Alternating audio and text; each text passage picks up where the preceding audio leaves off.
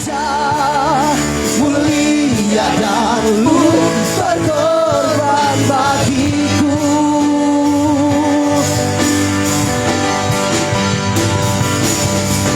Maka jiwaku memuja, menyembah Sang Raja, Yesus Kristus Tuhan. Kekal sempurna kuasa-Mu, akulah karya-Mu. Yesus Kristus Tuhan. Yesus Kristus Tuhan. Yesus Kristus Tuhan.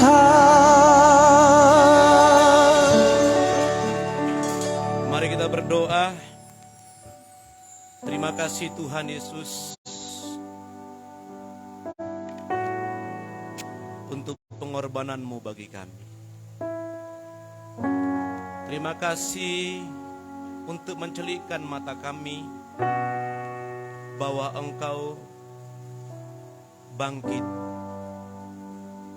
Tanda kemenangan terjadi atas kami.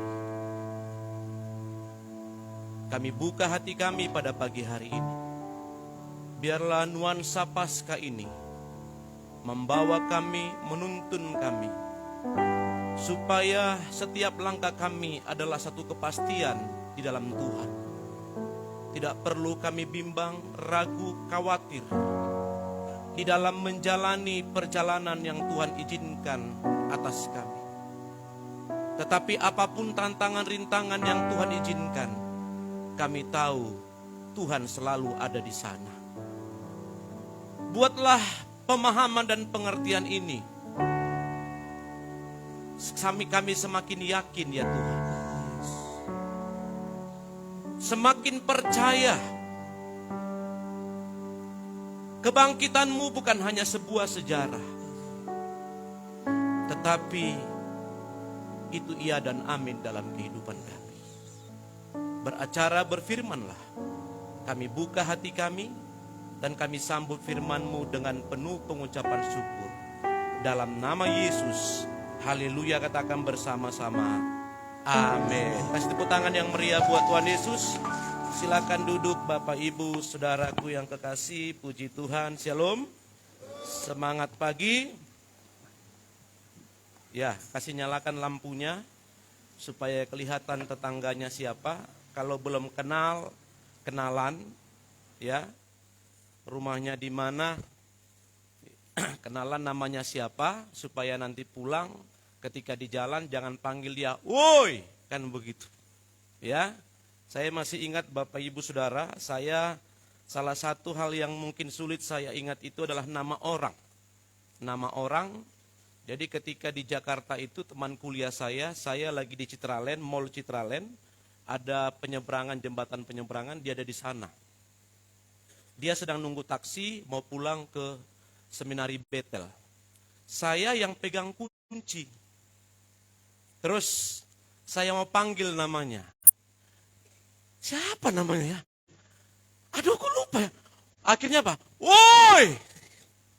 Nama yang bertahun-tahun bersama dengan saya lupa namanya dan saya rubah namanya menjadi woi. Katakan sebelah kiri kanannya, kamu jangan begitu ya. Ya, makanya kenalan sekarang ya. Kenalan. Tapi kalau saya punya kelebihan juga Bapak Ibu dari kekurangan itu, saya gampang mengingat angka. Makanya kalau Anda di jalan ya, melihat plat mobilnya, waduh, si Anu ada di situ. Waduh, si Anu. Wih, siapa namanya anak Pas Matupang? Arnold. Ah, wih Arnold 1229 NS di situ. Wah, ingat semuanya Bapak Ibu Saudara. Jadi saudaraku yang kekasih, setiap kita pasti punya kekurangan, kita juga punya kelebihan. Bilang begini, makanya kamu jangan langsung berpikir negatif sama orang, bilang begitu. Amin. Haleluya. Baik Bapak Ibu Saudara, nuansa Paskah hari ini kita buka bersama-sama Alkitab kita. Di mana kacamata saya tadi? Oh, di sini. Nah. Di dalam 1 Korintus pasal yang ke-15. 1 Korintus pasal 15 ayat 1 sampai ayatnya yang keempat saya akan bagikan kepada Bapak Ibu Saudara. Dalam kitab 1 Korintus 15 ayat 1 sampai ayat yang keempat, saya akan membacakannya kepada Bapak Ibu Saudara, firman Tuhan dalam perikopnya kebangkitan Kristus. Dan sekarang, saudara-saudara, aku mau mengingatkan kamu kepada Injil yang aku beritakan kepadamu, dan yang kamu terima, dan yang di dalamnya kamu teguh berdiri. Oleh Injil itu kamu diselamatkan, asal kamu teguh berpegang padanya. Seperti yang telah kuberitakan kepadamu, kecuali kalau kamu telah sia-sia saja menjadi percaya.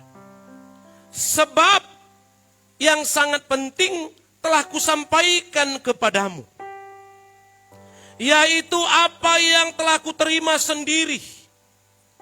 Ialah bahwa Kristus telah mati karena dosa-dosa kita, sesuai dengan kitab suci, bahwa ia telah dikuburkan, dan bahwa ia telah dibangkitkan pada hari yang ketiga, sesuai dengan kitab suci.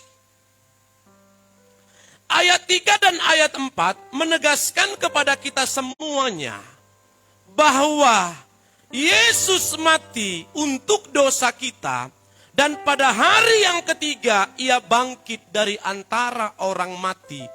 Ini sebenarnya sudah dikumandangkan oleh Yesus, sudah digaungkan oleh Yesus ketika masih bersama-sama dengan murid-murid. Lebih kurang Bapak Ibu 4 kali Yesus menggaungkan ini kepada murid-murid, bahwa aku akan mati dan aku akan bangkit pada hari yang ketiga. Ungkapan ini Bapak Ibu sudah berulang-ulang disampaikan oleh Kristus pada saat dia masih hidup. Tetapi walaupun demikian, masih ada orang yang tidak percaya. Walaupun demikian, masih ada orang yang heran. Siapa itu? Di antaranya orang-orang yang mendengarkan perkataan itu. Satu pengorbanan yang luar biasa dan berulang-ulang telah digaungkan. Ternyata Bapak Ibu, orang yang ada bersama dengan dia pun tidak percaya. Kebangkitan Yesus pada hari yang ketiga adalah puncak dari kemenangan setiap orang yang percaya. Seperti lagu yang tadi dikumandangkan ya. Sebab dia hidup, ada hari esok. Sebab dia hidup, ada hari esok. Sebab dia bangkit, ada jaminan. Sebab dia hidup, ada masa depan. Sebab dia hidup, ada pengharapan. Ternyata dalam sebuah perjalanan kebangkitan Yesus, ada banyak orang Bapak Ibu, dalam ketika mengiring perjalanan itu, mereka tidak mampu bertahan dalam iman, dalam kebangkitan yang telah Yesus nyatakan kepada Anda dan saya. Ada banyak dalam sebuah perjalanan itu iman orang percaya gugur di tengah sebuah perjalanan. Mereka meninggalkan Tuhan, mereka jauh dari Tuhan, mereka akhirnya saudaraku tidak lagi bersekutu dengan Tuhan, mereka lemah dan tidak berdaya. Mereka kehilangan pengharapan, padahal pengharapan itu sudah datang.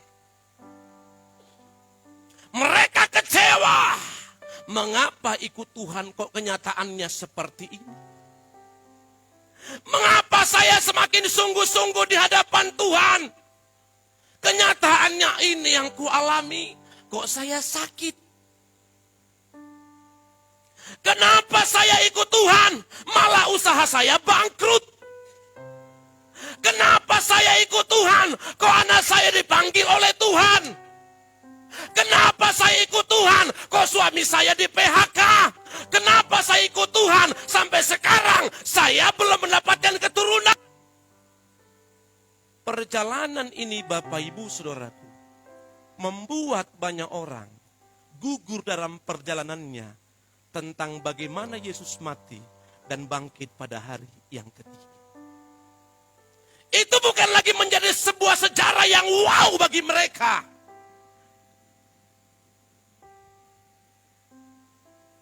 Di tengah orang percaya, itu hanya sebuah cerita dongeng belaka. Karena tidak pernah dia alami janji Tuhan dalam hidup. Itu sebabnya Anda temukan di luar sana, dia pemabuk, kita ajak untuk kembali kepada Tuhan. Udahlah, ngapain? Jadi nanti kalau kau mati gimana? Ya tinggal kubur. Itu bahasa mereka. Mati, kubur. Sama kayak iklan yang di YouTube itu. Apa itu yang supir-supir, yang supir itu? Yang, saya lupa iklannya itu seperti apa yang di YouTube itu. Sikat! Kalau mati kubur. Saudaraku, ini menjadi sebuah kebodohan bagi banyak orang. Makanya ditemukan dalam perjalanan kekristenan banyak orang yang bodoh. Dikasih tahu bolak-balik, diingatkan, dinasehati, ditegur secara halus, ditegur dengan etika, juga tidak bisa.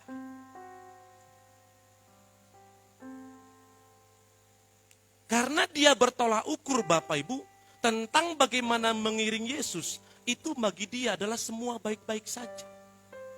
Padahal Yesus berkata begini, barang siapa yang mau mengikut aku, harus menyangkal diri dan memikul salib. Jadi Anda harus paham dulu kalimat Yesus ini. Dia katakan kepada murid-murid, dia katakan kepada semua orang, dia katakan kepada Anda dan saya, hai Charles Manurung, kalau kau mau ikut aku, harus menyangkal diri dan pikul salib. Itu sebabnya, mengapa saya katakan di ibadah Jumat Agung, Kristen itu adalah pengorbanan. Tidak ada Kristen itu yang enak. Semua pengorbanan. Kau harus berani melepaskan hakmu yang sebenarnya itu kepunyaanmu. Tidak mudah. Kau siap tidak dihargai orang. Kau harus siap dicaci maki orang. Kau siap harus diludahi orang yang terkadang itu sakit. Ikut Kristus itu tidak enak, Bapak. Jangan kelihatan di sini pakai jas, pakai dasi, atribut lengkap semuanya. Tapi di luar sana kita sedang diuji. Jadi Yesus berkata, kalau kau Charles Manurung ikut aku, kau harus siap sangkal diri. Pikul salib setiap hari. Makanya lagu ini, bro. Saya mau iring Yesus. Mana WL? Saya Mau iring Yesus sampai selama-lamanya. Meskipun pikul salib, meskipun pikul salib,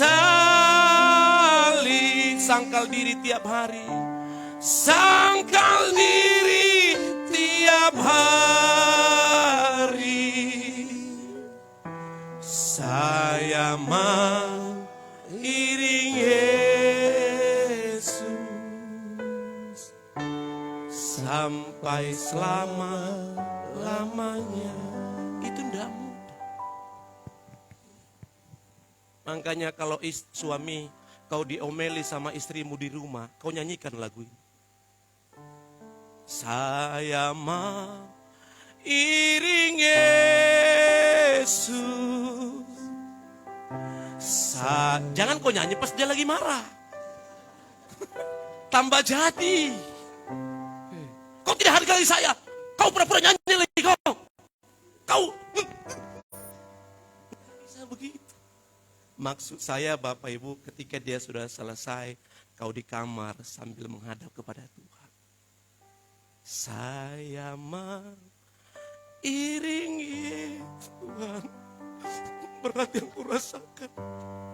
Kok kau berikan perempuan seperti itu kepada saya? Aku baru ngomong 1. Dia sudah 500.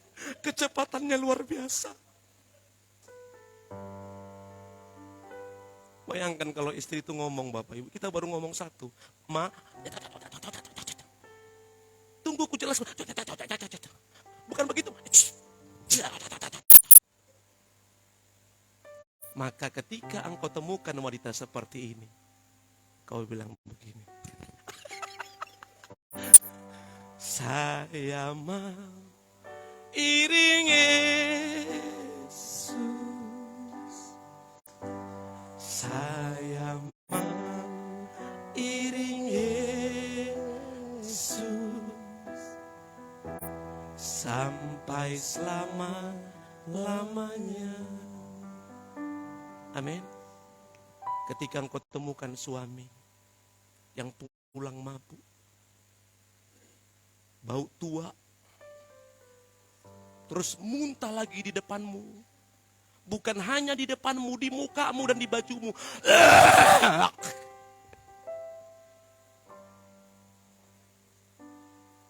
Itulah pengorbananmu. Itulah salibmu. Siapa suruh kau pilih dia dulu? Makanya yang belum menikah, lihat baik-baik, jelas-jelas siapa orang itu. Bukan hanya dari parasnya saja engkau melihat dia cakep, ganteng, naik mobil mewah, keluarga ternama. Maaf hai orang tua, jangan engkau terlena dengan itu daripada sakit anakmu kelak. Kenapa kau begini nak? Ya dipaksa bapak saya nikah. Dipaksa mama saya nikah. Daripada sakit-sakitan bapakku, ya sudahlah biarlah pilihannya saja. Akhirnya yang menderita siapa? Anak. Biarkan dia memilih yang dia cintai. Karena ketika dia memilih yang dicintai, resiko apapun dia akan menanggungnya. Tuh. Resiko apapun yang dia pilih itu, dia akan mampu menanggungnya. Tapi kalau Anda berperan andil di situ, harus begini nak, harus begini nak, harus begini nak, dia akan stres. Untung dia tidak galak, bapak aja yang kawin sama dia. Oh gitu kah, boleh kah? Wah. Nah, ini bahaya. Bilang sama makmu kalau begitu. Saudaraku. Jadi orang-orang Kristen ini Bapak Ibu, orang-orang percaya yang termasuk kita hadir di sini semuanya, kebangkitan itu tidak menjadi sesuatu yang wow bagi banyak orang. Padahal Injil itu adalah kabar baik. Good news. Kabar baik. Kabar baik. Kematian itu adalah kabar baik. Kebangkitan itu adalah kabar baik.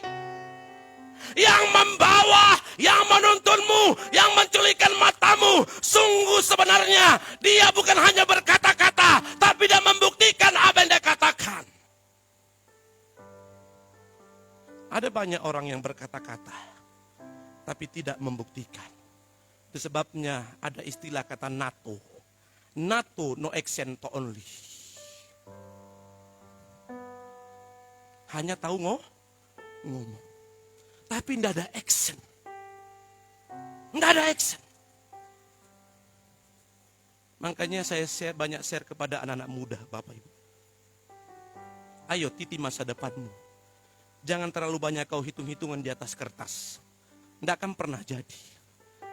Melangkahlah. Jangan terlalu banyak kau berpikir. Melangkahlah. Pasti kau akan lihat masa depan itu sungguh ada. Amin. Habis kuliah tidak tahu harus buat apa. Sudah sarjana semua kegirangan. Foto sana cekrek. Cekrek. Cekrek. Kegirangan dia 1 hari. Tapi penderitaan sekian lama.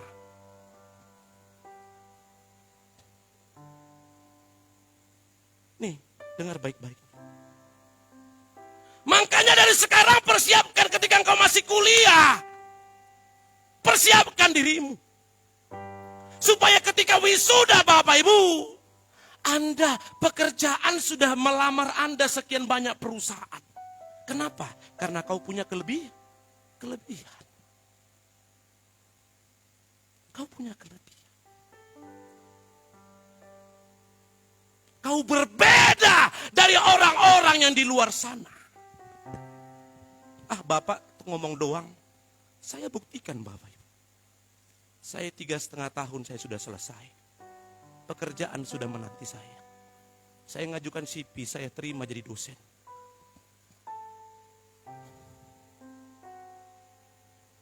Saya buktikan. Ada saksi hidup di sini, Ibu Gembala. Orang lain belajar mungkin 3 jam, saya bisa 9 jam. Orang lain happy-happy, saya ambil keputusan untuk di kaki Tuhan. Kenapa? Karena kepintaran kekuatanku tidak cukup untuk meniti masa depan. Saya perlu Tuhan dalam perjalanan kehidupanku. Amin. Makanya tertulislah ayat, apa yang tak pernah kau bayangkan dan pikirkan, Tuhan sediakan bagimu. Bagi siapa yang berharap kepada Tuhan. Kalau engkau memang tidak mau mengajukan lamaran, ciptakan pekerjaan sendiri. Kalaupun kau penjual kacang, kau sudah pengusaha kacang. Kalau kau tidak mau mengajukan lamaran ke perusahaan, paling tidak kau jual nasi goreng, bukan kau yang kerja, orang lain yang kerja. Paling tidak kau pengusaha nasi goreng. Saudaraku, kau buat kacang itu saset kecil. Kalau kau makan di STMJ, minum STMJ, ada saset kacang di situ. Ketika dijual berapa itu? Ada yang 3.000, ada yang 2,5, 5.000 2. Suruh orang lain bayar, kau tidak kerja. Modalnya tidak besar. Kau keliling antar. Awalnya biasa saja, tapi ketika kau tekuni jadi luar biasa. Yang jelasnya, kau sudah menjadi pengusaha kacang. Kalau di Medan namanya itu kacang tojin. Itu. Tojin. Amin. Makanya selalu saya bilang begini, duduklah kau dengan orang-orang hebat. Siapa yang mungkin mereka di jemaat ini, sudah mungkin mereka dalam taraf mapan dalam bisnis. Kau panggil mereka, Kak, Bang, Pak, Om, saya bisa enggak ngobrol-ngobrol sama kamu? Sama Bapak, sambil ngopi. Duduk sama-sama dengan mereka. Gimana sih perjalanannya? Paling tidak kau dapat motivasi. Kau bilang tidak kau dapat dorongan. Kau paling tidak dapat semangat. Kau paling tidak kau dapat ide. Yesus sudah bangkit, tanda kemenangan bagimu. Tapi sayang masa depanmu tidak menang. Makanya jangan duduk yang biasa-biasa. Kau duduk dengan orang-orang yang biasa, maka ini pun biasa. Kau duduk dengan orang-orang hebat. Percaya atau tidak, engkau akan lambat atau cepat menjadi orang hebat. Katakan sebelah kiri kananmu, kau dengar itu.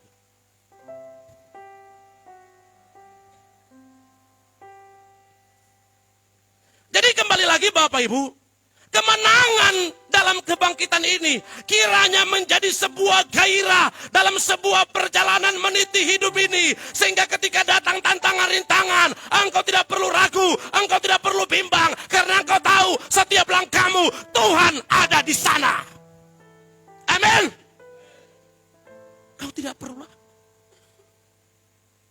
Makanya tadi Alkitab mencatat begini Bapak Ibu, ayat 1 dan ayat 2, saya lebih fokus di sana. Dan sekarang saudara-saudara, aku mau mengingatkan kamu kepada Injil yang aku beritakan, kabar baik aku beritakan kepadamu. Dan yang kamu terima, dan yang di dalamnya kamu teguh berdiri. Apa dikatakan? Teguh berdiri. Oleh Injil itu kamu diselamatkan. Apa dikatakan? Asal kamu teguh berpegang padanya seperti yang telah kuberitakan kepadamu. Ini kalimatnya. Kecuali. Apa? Kalau kamu telah sia-sia menjadi percaya. Kecuali kalau kamu telah sia-sia menjadi percaya. Kenyataannya banyak orang Bapak Ibu yang telah menjadi menjadi sia percaya kepada Kristus. Mereka sia-sia menjadi orang percaya. Kenapa bisa?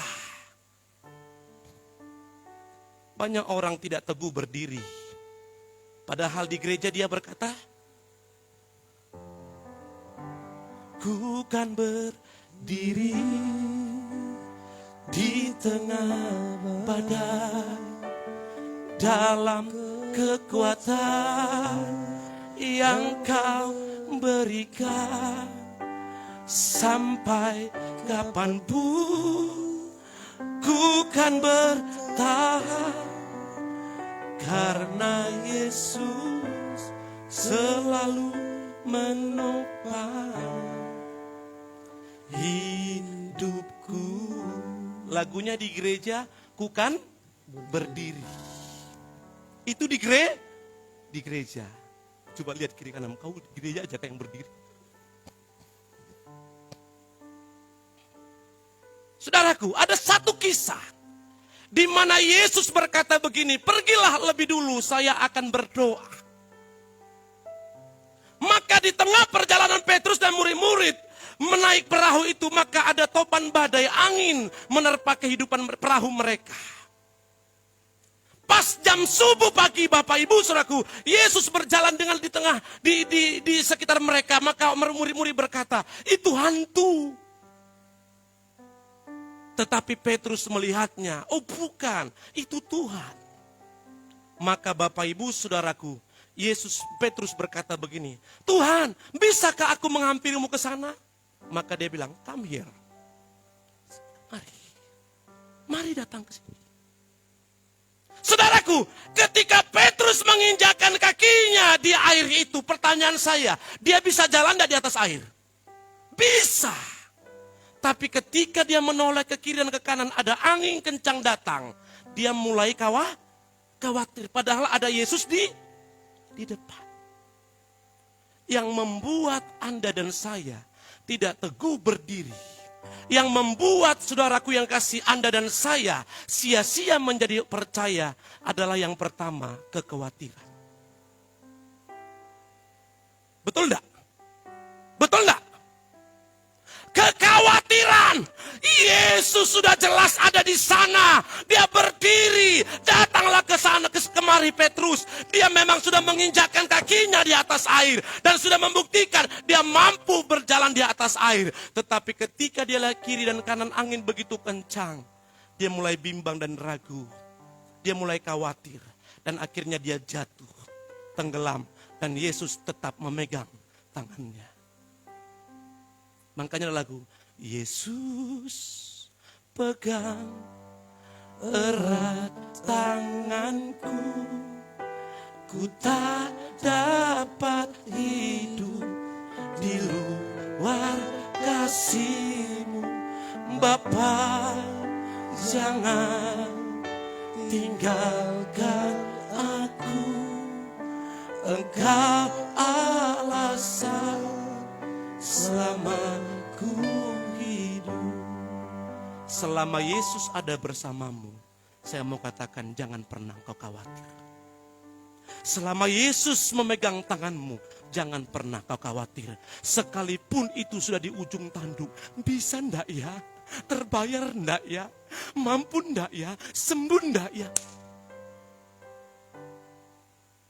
Kebangkitan ini membawa kemenangan, menjadi sebuah pembuktian di tengah sebuah himpitan dan masalah. Buktikan kepada semua orang bahwa orang Kristen itu bukan hanya berpakaian rapi ke gereja, tapi mengalami tantangan, rintangan, masalah, problema hidup. Tapi di tengah pergumulan itu, aku melihat Tuhan tetap menolong aku. Buktikan itu kepada semua orang. Bahwa Allah, Kristus yang bangkit itu, bukan hanya sebuah sejarah, tetapi membawa kemenangan bagiku. Dan itu teruji di tengah himpitan tekanan hidup. Yang kau hari ini, rahimmu belum dibuka. Dengar, coba cross check dirimu. Kalau memang ada yang salah, selesaikan semuanya. Kalaupun sudah selesai, pegang kebenaran ini. Apa yang tak pernah dilihat mata, yang tak pernah didengar telinga, yang tak pernah muncul di dalam hati, semua disediakan. Bagi siapa? Bagi yang mengasihi. Kalau engkau mengasihi Tuhan lebih dari segalanya, yang berperkara bukan dokter, yang berperkara bukan omu-omu, yang berperkara bukan duitmu, yang berperkara Bapak Ibu adalah raja di atas segala raja, yang sanggup membuka yang tertutup yang jadi terbuka, yang tidak mungkin menjadi mungkin. Amin. Jadi kebangkitan itu membawa kemenangan bagimu, bukan hanya sekedar dia bangkit. Kemenangan itu menaklukkan kekhawatiran dalam diri. Sudah di ujung tanduk, pasti bisa, pasti bisa, pasti bisa, pasti bisa, pasti bisa, pasti bisa, pasti bisa, pasti bisa. Karena ungkapanmu adalah doa. Tapi kalau sudah di ujung tanduk, sudahlah. Memang beginilah nasibku memang. Oh, kok dong susah menjalani hidup ini. Sudah jangan usah ke gereja lagi. Itu orang Sulawesi.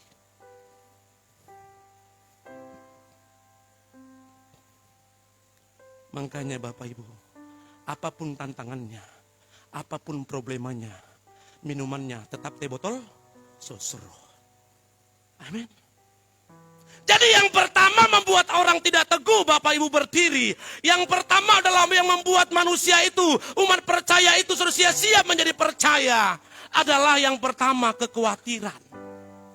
Yang kedua saudaraku, apa yang membuat orang akhirnya tidak lagi teguh dalam keyakinannya adalah tadi pertama dosa kekhawatiran, yang kedua dosa persungut-sungutan. Kita belajar dari bangsa yang hebat, bangsa pilihan, bangsa Israel. Dalam perbudakan, maka Allah memanggil Musa untuk menarik mereka, memindahkan mereka untuk ke tempat yang paling enak, yaitu tanah perjanjian. Tetapi dalam sebuah perjalanan yang harusnya waktunya singkat, maka mengambil waktu yang begitu panjang, lebih kurang 40 tahun. Padahal untuk menempuh itu dari Mesir ke tanah Kanaan itu hanya beberapa hari Bapak Ibu. Tapi memakan waktu 40 tahun. Mengapa bisa demikian? Karena di sana ada dosa persungut-sungutan. Anda tahu, Yesus sudah bangkit.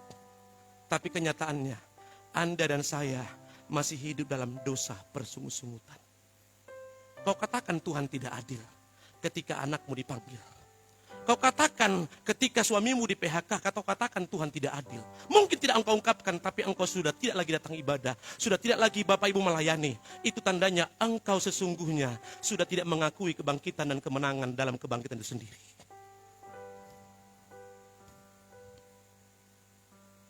Jadi persungut-sungutan ini Bapak Ibu adalah dosa yang di mata Tuhan itu Bapak Ibu sangat mengerikan. Musa, mengapa kau bawa kami ke tempat ini? Bukankah ada makanan di Mesir? Dia marahin Musa, hamba Allah itu. Dia marahin Musa, hamba utusan itu. Hati-hati Bapak Ibu. Jangan sampai Anda dan saya marahin diaken-diaken di depan ini. Mereka ini pilihan loh ini. Pada Malik! Pasi Matubang! Hati-hati. Ini dipilih. Jangan main-main.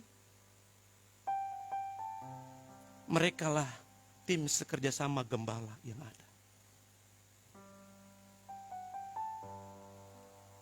Alkitab mencatat begini. Saya baru dapat beberapa bulan yang lalu. Saudara, ketika Daud dan Saul sudah kehilangan kemuliaan Tuhan. Dan sudah tidak lagi menjadi raja Israel. Sudah tidak lagi menjadi raja Israel. Dan Daud yang terpilih menjadi raja walaupun belum ditabiskan pada saat itu. Akhirnya Saul punya kebencian terhadap Daud. Dan Saul berusaha untuk membunuh Daud. Dan punya, Bapak Ibu, berapa kali mau direncana pembunuhan. Dengar baik-baik. Allah tetap mengcover Daud. Allah tetap menjaga Daud. Dan Daud pun banyak sekali dapat kesempatan untuk membunuh Saul. Tapi dia tidak melakukannya. Dan dari cerita ini Bapak Ibu, maka Saul menyuruh anak buahnya, karena kalah berperang, maka Saul berkata, bunuhlah aku. Aku Tuhan tidak pantas membunuh Tuhan. Aku akan prajurit biasa. Aku tidak layak Tuhan. Tidak, bunuh saja saya. Karena dipaksa oleh Saul, maka prajuritnya membunuh Saul. Kedengaran oleh Daud, maka Daud marah besar. Dia katakan begini, mengapa engkau sikat hambanya yang diurapi? Saya mau tanya, Saul pada saat itu masih diurapi apa enggak? Tidak lagi. Tapi betapa Daud menghargai pilihan Tuhan. Halo, walaupun hamba yang dipilih itu jatuh dalam dosa, tapi Daud berkata, jangan usik hambaku yang diurapi. Halo, halo, halo, hai istri-istri, suamimu adalah imam. Jangan kau macam-macam dengan suamimu. Sekalipun mungkin suamimu itu salah. Jangan kau sumpahi, dasar kau hitam. Kalau memang betul hitamnya memang kan gitu ya. Tapi sakit hati dia. Hitam. Tapi dia sakit hati gitu loh. Saudaraku, jangan main-main loh. Terhadap anak-anak, jangan kau main-main dengan papa mamamu. Karena dia adalah imam di tengah-tengah keluargamu. Amin. Jangan usir hambaku yang diurapi. Saya mikir begini, Saul kan tidak diurapi lagi. Saul sudah terbuang, tapi Daud masih menghargai orang yang berdosa itu. Katakan wow. Katakan wow. Itu dahsyat luar biasa. Makanya Bapak Ibu Saudaraku, dalam pertemuan sidang besar, apapun itu, orang itu mungkin pemimpinnya kurang Bapak Ibu. Jangan kau usik dia, itu urusan Tuhan. Amin. Jangan kau kata-katain dia, itu urusan Tuhan. Itu dahsyat luar biasa. Jadi kembali lagi Bapak Ibu Saudara.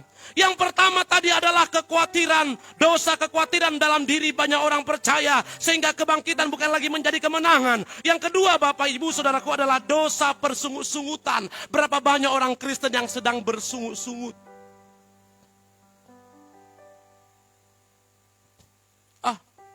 Buktinya sampai hari ini aku setia melayani, nggak diberkati saya. Buktinya sampai hari ini istriku nggak berubah. Buktinya sampai hari ini sakit penyakit itu nggak disembuhkan. Sudahlah, ngapain? Akhirnya bersungut-sungut dan terus bersungut-sungut. Dalam perjalanannya bersungut-sungut dan terus bersungut-sungut dan tidak pernah melihat pengharapan di dalam Tuhan. Ketika suami tidak kerja, istri bersungut-sungut. Kasihan. Padahal engkau harus terus menjadi pensapaat buat dia. Jadi yang kedua dosa persungut-sungutan Bapak Ibu. Yang ketiga yang membuat kita tidak teguh berdiri. Dan akhirnya kepercayaan kita menjadi kepercayaan yang sia-sia Bapak Ibu Saudara. Adalah dosa cinta akan uang. Coba buka 1 Timotius 6 ayat 9 sampai 10. 1 Timotius 6 ayat 9 sampai 10. 1 Timotius 6 ayat 9 sampai 10.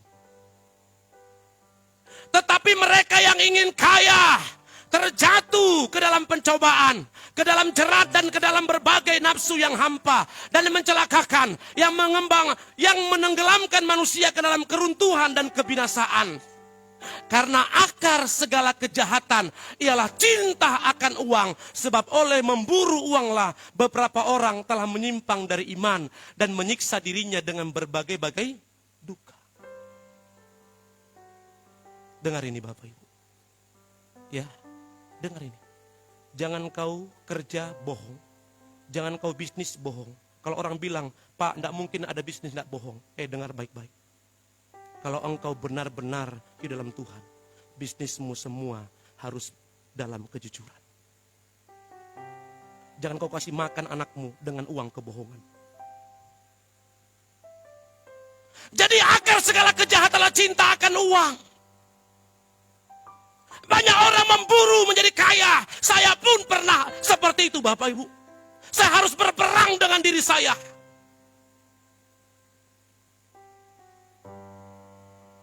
Justru semakin saya diberkati, semakin pelit luar biasa. Semakin hitung-hitungan dengan Tuhan. Saya berharap Anda yang semakin diberkati, konsepmu harus benar. Uang bukanlah milikku, tapi milik Tuhan.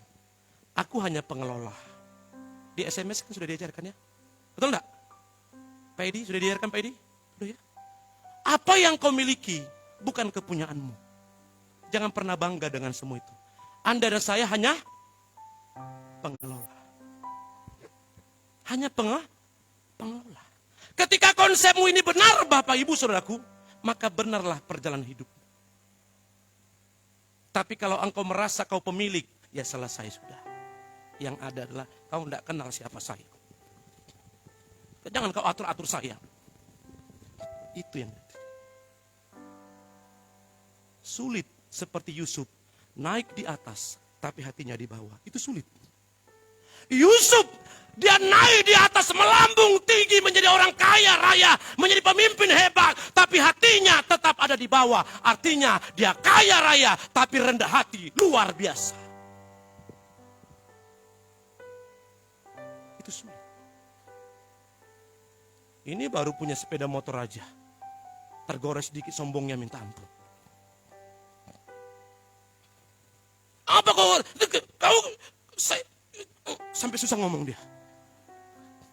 Baru sepeda motor, sudah sombongnya minta ampun. Apalagi kalau udah punya mobil. Makanya sampai hari ini mungkin kau belum dipercaya mobil, karena keterlaluan dirimu. Kalau kau punya mobil mungkin kau bawa mandu dari dalam mobil itu. Oh, siapa kau tidak kenal saya? Saya ini asli orang putra Dede. Hancurlah kita.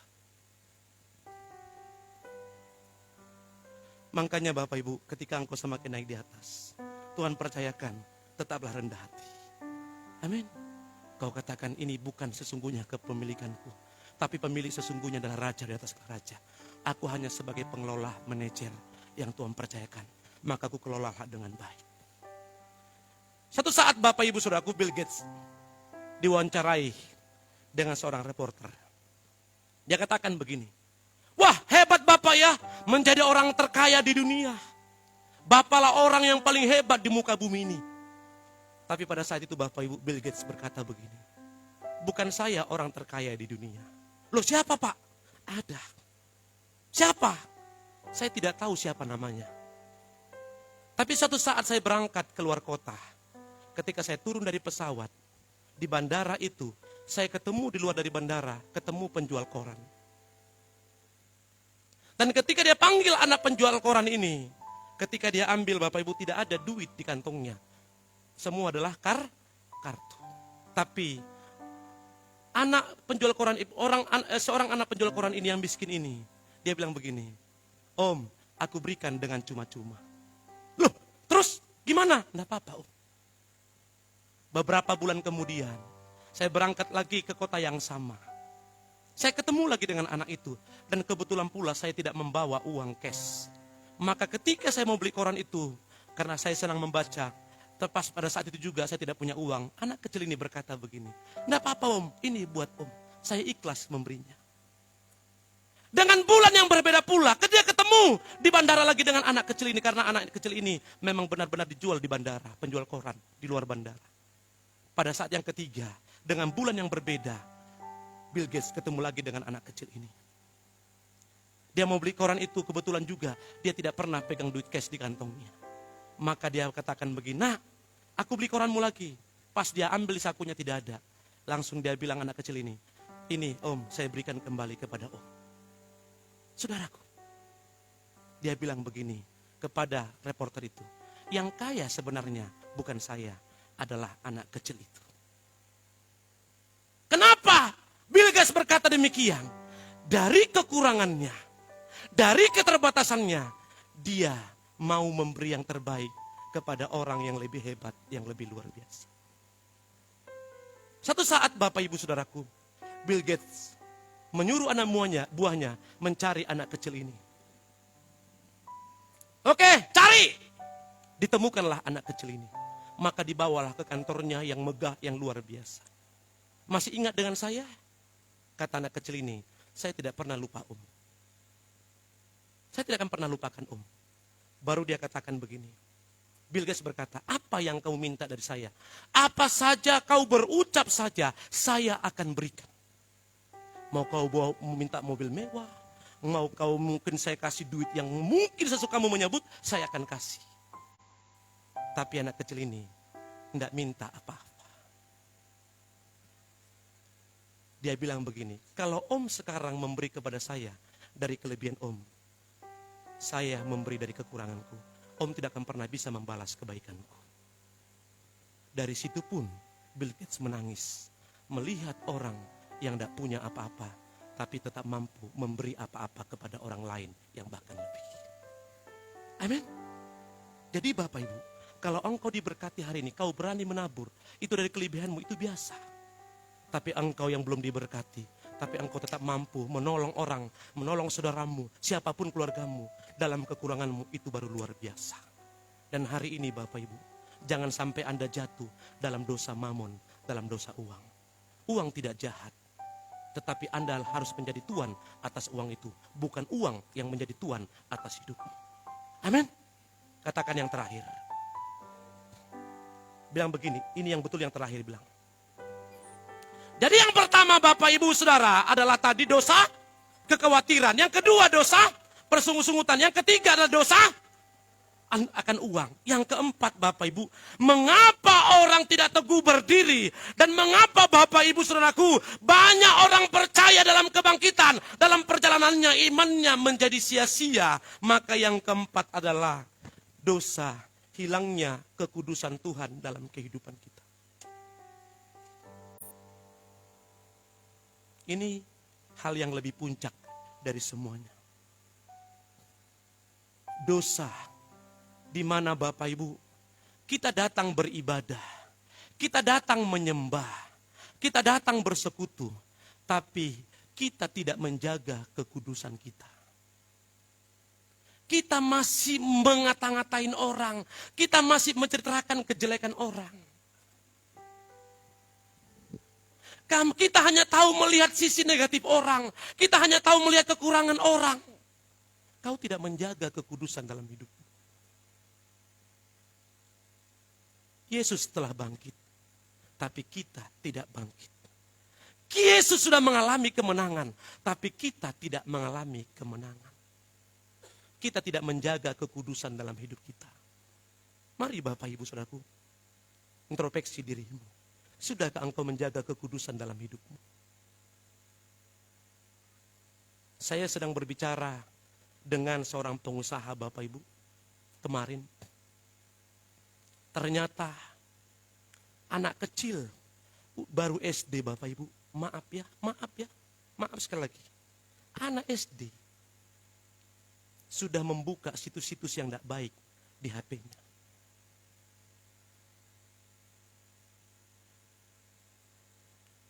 Maka hari ini Bapak Ibu, mari suami istri jaga kekudusanmu.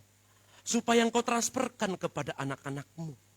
Supaya anak-anak kita bersama-sama Bapak Ibu Saudaraku, mereka dikasih kepercayaan HP, tetapi tidak membuka hal-hal yang tidak benar, tapi mereka selalu membuka hal yang penting untuk masa depan mereka, untuk kehidupan mereka, bagaimana mereka bisa belajar firman di sana. Anda dan saya datang beribadah, tapi tidak menjaga kekudusan. Anda sedang menyalibkan Yesus yang kedua kali. Saya pun pernah gagal dalam hal itu. Tapi saya harus berjuang lepas dari tabiat-tabiat dosa itu. supaya aku selalu melihat kemuliaan Tuhan. Supaya aku selalu melihat janji Tuhan. Supaya aku selalu melihat pertolongan Tuhan. Supaya ketika aku bersujud dan berdoa, aku dengar dia sedang berbicara. Amin. Amin. Capek kali aku doa, Pak. Dan aku dengar suara Tuhan. Aku dikaruniai bahasa roh, tapi Tuhan tidak berbicara kepadaku. Kenapa Pak Pendeta, kenapa pelayan itu bisa dengar suara Tuhan? Sebenarnya Tuhan sudah berbicara kepadamu. Tapi karena engkau bebal,